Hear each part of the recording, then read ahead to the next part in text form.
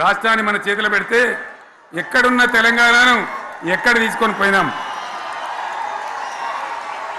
అనేక రంగాలలో please please please please please ఒకటే మాట. ఏ బాబు ఇక్కడ నేను మాట్లాడుతున్నా, అక్కడ మీరు మాట్లాడుతున్నా, మీకు ఏమైనా అర్థం ఉన్నదా? ఏది అర్థం కావాలి ప్రజలకు? ఏం పని లేదావా? ఇదేం పద్ధతి? మీరు పార్టీ కార్యకర్తలేనా? సైలెన్స్గా ఉండండి. అంతమంది నన్ను లక్షల మంది మీరు 10 మంది ఏందా ఇక్కడ? 10 నిమిషాలు సైలెంట్గా ఉండలేరా? చివరిలో బాగా చెప్తాం, స్లోగా అద్భుతంగా దుంకుదాం, స్టేజ్ ఎత్తు దుంకుదాం. మీరు బాధ్యత చూడాల్సింది ఏంటంటే మీరు అరవడం బంద్ చేయండి. ఇంతమంది ఉన్నారు, ఏం సీఎం పని లేదా నీకు? మళ్ళీ అందరు ఇళ్ళకి చేరుకోవద్దా? క్షేమంగా పోవద్దా? ఎక్కడెక్కడి నుంచో దూరం నుంచి ఎక్కిన వాళ్ళు ఉన్నారు. 10 నిమిషాలు మీరు సైలెంట్గా ఉండండి. ముందరిన వాళ్ళు 10 ఏళ్ళ బీఆర్ఎస్ పాలనలో ఎక్కడున్న తెలంగాణ ఎక్కడికి పోయింది? ఎన్ని రంగాలలో ఎన్ని అవార్డులు వచ్చినాయి? ఎన్ని అద్భుతమైన పనులు చేసి చూపెట్టినాం. తెలంగాణ అంటే ఒకప్పుడు వెనుకబడ్డ ప్రాంతం, ఎగతాళి చేయబడ్డ ప్రాంతం, పనికిమాలిన ప్రాంతం అనే పేరు పెట్టిన ప్రాంతం. కానీ ఎన్ని రంగాలు, తలసరి ఆదాయాన్ని బ్రహ్మాండంగా పెంచినాం. 90,000 ఉన్న తలసరి ఆదాయాన్ని 3.5 లక్షల పైచీలకు పెంచుకున్నాం. జిఎస్డిపిని దేశంలో నంబర్ 1 స్థానానికి తీసుకెళ్ళినాం. తెలంగాణలో బ్రహ్మాండంగా పెండింగ్ ప్రాజెక్టులన్నీ కూడా కంప్లీట్ చేసుకున్నాం.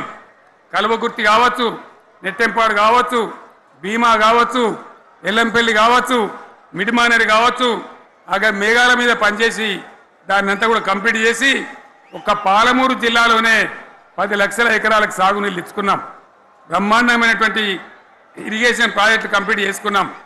3.5 లక్షల టన్నుల వడ్లు పండించే స్థాయికి తెలంగాణను తీసుకొని పోయినాం.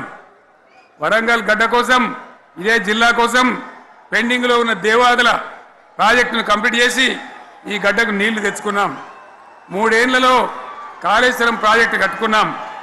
వాగుల మీద, వంకల మీద చెక్ డ్యాములు కట్టుకున్నాం. మిషన్ కాకతీయ పేరు మీద చెరువులన్నిటి పూడికలు తీసుకున్నాం. ఒక అద్భుతమైన తెలంగాణను తయారు చేసుకున్నాం. పడావు భూములన్నీ పంట పొలాలుగా మార్చుకున్నాం. ఆనాడు బీఆర్ఎస్ పాలనలో చెరువుల నిండా జలరాశులు, రైతుల కళ్ళాల నిండా ధాన్య రాశులతోని బ్రహ్మాండంగా తెలంగాణ అద్భుతంగా పురోగమించిన విషయం మీకు తెలుసు. పంజాబ్ను తలదన్నే పంటలు పండించిన విషయం కూడా మీ అందరికీ తెలుసు అని నేను మనవి చేస్తా ఉన్నా. రైతు కష్టమేందో నాకు తెలుసు.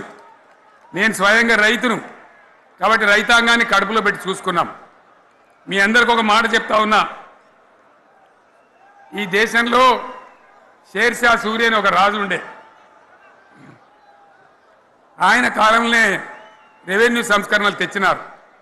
నేను చెప్పే మాట మంచి వినాలి మీరు. చరిత్ర పొడుగుత చూస్తే షేర్షా సూరి నుంచి స్వతంత్ర భారతం వచ్చిన తర్వాత ప్రజాస్వామ్య ప్రభుత్వాలు కూడా రైతుల దగ్గర రకరకాల శిస్తులు వసూలు చేసినారు. రైతుల దగ్గర డబ్బులు వసూలు చేసినారు.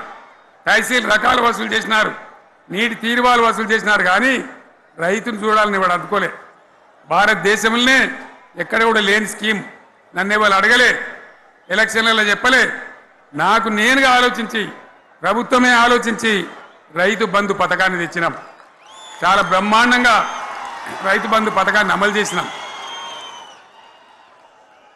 రైతాంగానికి ఎటువంటి కరెంట్ ఇచ్చినాం, ఎంత అద్భుతమైన కరెంట్ ఇచ్చినాం.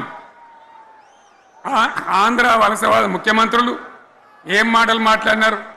తెలంగాణ వస్తే కారు చీకట్లు అవుతాయి, మీకు కరెంటే రాదు, మీకు పంటలు పండియే రాదని చెప్తే వాళ్ళ నోర్లు మూయించేలాగా ఉత్తమమైనటువంటి ట్రాన్స్ఫార్మర్ కావాలన్నటువంటి, మోటార్లు కావాలన్నటువంటి నాణ్యమైన కరెంటును 24 గంటలు సప్లై చేసినాం. రైతు ఇంట్లో కూర్చుంటే పొలాల కాడ బోర్లు దుంకినాయి. మీరందరూ కళ్ళారా చూసినారు. నాకంటే ఆ విషయం మీకే ఎక్కువ తెలుసు. అదేవిధంగా రైతులు చనిపోతే 2 ఎకరాలు 3 ఎకరాలు ఉన్న రైతులు ఏముంటుంది? వాళ్ళకి ఆదాయం ఉండదు. వాళ్ళు సస్తే బీఆర్ఎస్ రాకముందు పట్టించుకున్న నాతుడు లేడు.